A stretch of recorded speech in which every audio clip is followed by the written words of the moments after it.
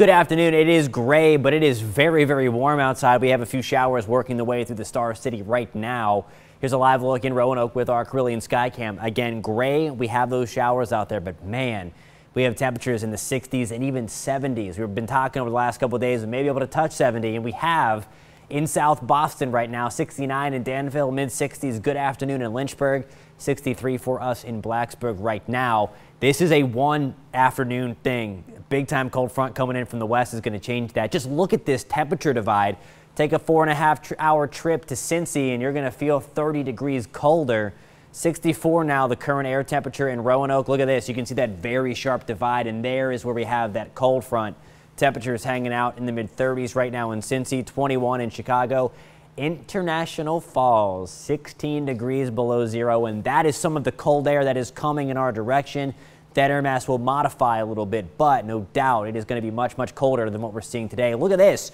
In a 12-hour span from 4 o'clock this afternoon to 4 o'clock tomorrow morning, we will drop about 30 degrees, 63 degrees at 4 o'clock, and you see that tumble, and things really crash overnight.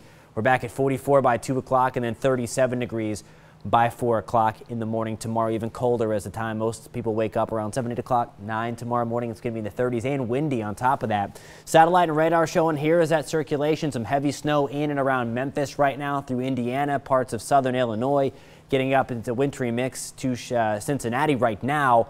We are on the warm side. If you stepped outside, you know that, and you see that moisture continuing to slide up. The heaviest rain staying to the southwest right now, but we will tap into this later on over the next several hours as we approach the evening commute time, and then shortly thereafter, we will have the opportunity for a few rumbles of thunder. May be able to get a rumble of thunder this afternoon as well. You see these darker reds on the screen there, indicating the heavier downpours, and in these thunderstorms that pop up, maybe even able to get some small hail out of the deal. Nothing severe or anything like that, but nonetheless, maybe having a few rumbles of thunder this afternoon and into the evening. There's 2 o'clock. Future Tracker doing a nice job pinpointing these bands, if you will.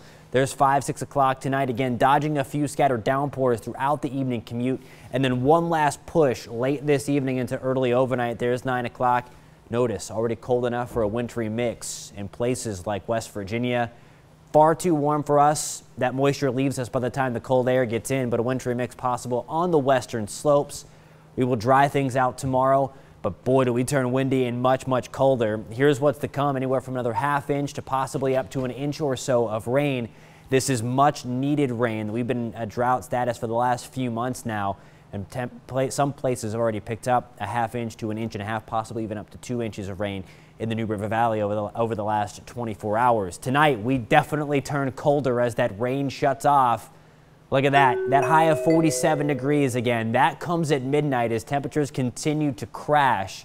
We'll likely be hanging out in the low to mid 30s all afternoon tomorrow. We'll get a little more sunshine coming our way on Sunday, but doesn't really help in the temperature department much. We're back in the 30s pretty much all week. Patrick, overnight lows return to the teens.